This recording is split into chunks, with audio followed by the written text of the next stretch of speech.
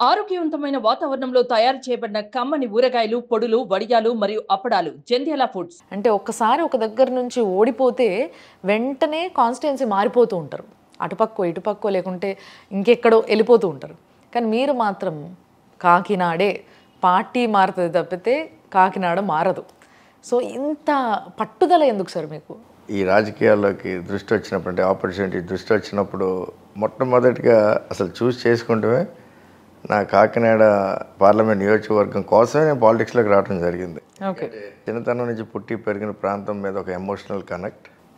రెండోది, ఎంతోమందిని నా దగ్గర బంధువులు కానీ మిత్రులు కానీ రకరకాల వాళ్ళని రాజకీయాల్లో చాలా దగ్గరగా చూసిన వాడిగా ప్రతిసారి అనుకుంటూ ఉండేవాళ్ళు. మేము లండన్లో ఫ్రెండ్స్తో కూర్చున్నప్పుడు కానీ, లైక్ చాలామంది చదువుకున్న వాళ్ళు లేకపోతే రాజకీయాలతో సంబంధం లేని వాళ్ళు మాట్లాడుకునే విధంగానే నేను ఎప్పుడు అనుకుంటూ ఉండేవాడిని. ఒరే, ఇలా చేస్తే బాగుంటుంది, అలా చేసి ఉంటే బాగుండేది, వీళ్ళకి అవకాశం వచ్చి ఇలా why are they not doing this that అని అనుకునేవాళ్ళం. సో ఆ ప్రయత్నం అన్నప్పుడు చచ్చా ఇలా కాదులే, మనమే ఆ 4 స్టెప్పులు వేసి ముందు అందులోకి వెళ్తే తప్పకుండా ప్రాబబ్లీ మనం చేయాలి అనుకున్నాయని చేయగలుగుతాం. అండ్ కాకినాడ మాకున్న ఎమోషనల్ కనెక్ట్తో మోస్ట్ అనువైన ప్రాంతం కూడా. ఎందుకంటే రాజకీయంగా నెంబర్ 1 బాగా చైతన్యవంతమైన కాన్స్టిట్యువెన్సీస్ కాకినాడ. అండ్ ఇక్కడ మా కోస్తా తీరం కానీ, మా మెట్ట ప్రాంతం కానీ రాజకీయంగా కాకుండా పారిశ్రామికంగా కూడా మా చిన్నతనం నుంచి కాకినాడ ఇస్ ఫేమస్ ఫర్ మా engineering college, medical colleges, polytechnic, చాలా అంటే మెయిన్ విద్య కూడా ఈ ఆంధ్ర రాష్ట్రంలో విద్య కూడా కాకినాడ వన్ హబ్ లాంటిది. సో ఇన్ని రిసోర్సెస్, ఇంత అనువైన ప్రాంతంలో నేను కాకినాడ నుంచి ఎంపీగా నాకున్న ఎమోషనల్ కనెక్ట్తో సిన్సియారిటీతో మనం పనిచేస్తే దేశంలోనే, రాష్ట్రంలోనే కాకుండా దేశంలో this can be A model constituency. నేను స్మార్ట్ సిటీగా కూడా పెట్టడం కూడా that was one of the reasons. కానీ ఈ కాన్స్టిట్యున్సీకి ప్రత్యేకత ఏంటంటే ఎకనామిక్ ఇంపాక్ట్ తెచ్చే విధంగా ఇక్కడ ఒక విషయం అడుగుతా సార్ నేను మిమ్మల్ని. బేసిక్గా మీరు చెప్పిందంతా ఒక పాయింట్, బట్ కొంతమంది ఆలోచన ఇట్లా లేదు. అంటే అది మీ ప్రత్యర్థులే కావచ్చు, లేకపోతే జనాల్లో కొంతమంది కావచ్చు.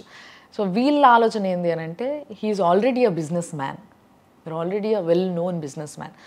ఈయన బిజినెస్ని విస్తరించుకోవడానికి మాత్రమే పార్లమెంట్ టికెట్ అడుగుతున్నారు కాకినాడ నుంచి అన్నది ఒక ప్రశ్న ఉంది మీ పైన. ఏం చెప్తారు దీనికి మీరు?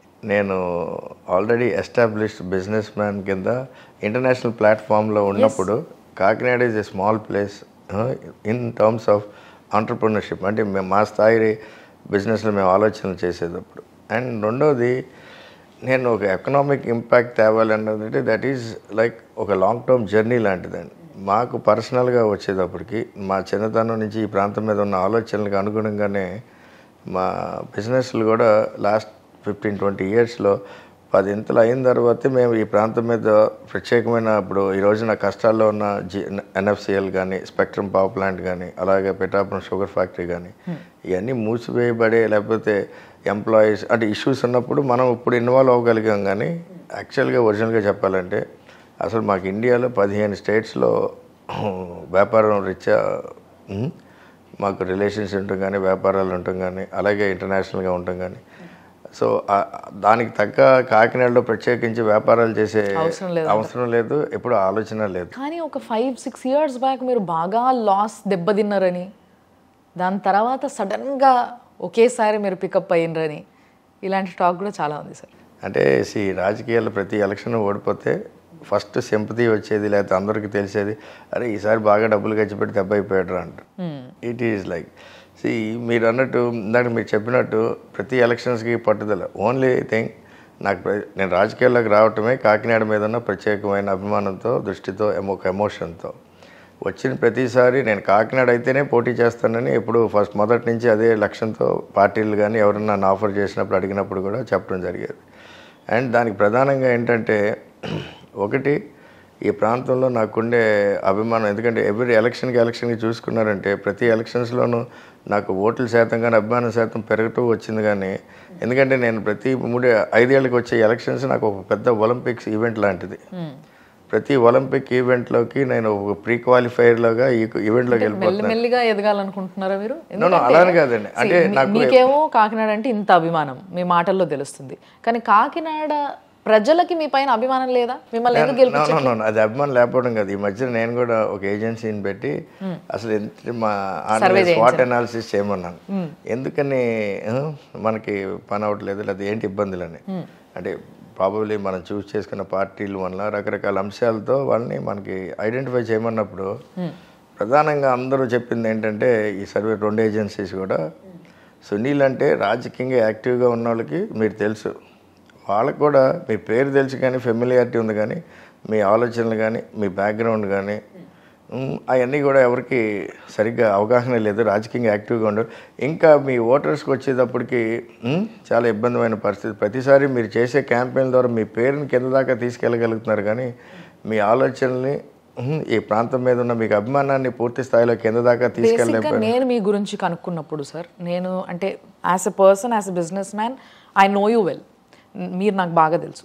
కానీ బట్ నేను ఇన్డెప్త్గా మీ గురించి కనుక్కోవడం మొదలుపెట్టినప్పుడు నాకు అర్థమైంది ఏంటి అని అంటే, చాలా ఫెమిలియర్, చాలా మంచి పర్సన్, సోబర్ వ్యక్తి, డిగ్నిఫైడ్ వ్యక్తి, అండ్ ఎటువంటి అంటే జెంటిల్మెన్ అన్నారు. నిజంగా చెప్పాలంటే యాజ్ ఇట్ ఈస్గా నాకు వచ్చిన information, he is a gentlemen. But ఎలక్షన్స్కి ముందు జస్ట్ 1 month ముందే ప్రజల ముందు తిరుగుతూ ఉంటాడు, అంతవరకు అసలు కనిపించడు ఆ వ్యక్తి ప్రజల్లో. దానివల్లే ఆయన ఓడిపోతున్నారు అంట. లేదు, అది చాలా వాస్తవం. ఎందుకంటే నా 2009 ఎలక్షన్స్ కానీ 2014 ఎలక్షన్స్లో కానీ నేను ఎలక్షన్ అయిన వెంటనే ఇంకా 14 ఎలక్షన్స్ అయితే మనకి, ఎందుకంటే అందరూ అంటారు రాజకీయాలకు వెళ్ళి చాలా సాక్రిఫైజెస్ చేయాలని. నేను బిలీవ్ చేసేది ఏంటంటే, సాక్రిఫైస్ అంటే ఇట్స్ నాట్ మనం వెళ్ళి కొంత డబ్బు ఖర్చు పెట్టి ఎలక్షన్ చేయటం కాదు. సాక్రిఫైస్ అంటే మన most valuable thing in life is time. So అలాంటి సాక్రిఫైస్ నేను ఎలక్షన్స్లో పెట్టిన తర్వాత నేను జగన్ గారిని చెప్పడం జరిగింది 2014లోనే. He also is aware of it. ఏంటి, నేను సార్ 5 6 ఏళ్ళు అయిపోయింది, నా most prime time in my కెరియర్లో. ఆ టైంని నేను రాజకీయాలకు వాడి, నేను ఏదో 5 ఏళ్ళు 10 ఏళ్ళు రాజకీయం చేసి ఈ ప్లేస్ని ట్రాన్స్ఫార్మ్ చేసి ఒక పెట్టేసి వెళ్ళిపోదాం అనే ఆలోచనతో వచ్చినాను. కానీ నా తర్వాత నా పిల్లలు చేయాలి రాజకీయం, అలాంటి ఆలోచన ఎప్పుడూ లేదు మనకి. లేకపోతే నాకు ఒక 25 ఏళ్ళు ఇక్కడే ఎంపీగా ఉండిపోవాలని ఎప్పుడు అలా లేదు. సుమన్ టీవీలో మీ పర్సనల్ అండ్ బిజినెస్ ప్రమోషన్స్ కోసం కింది నెంబర్కి కాంటాక్ట్ చేయండి.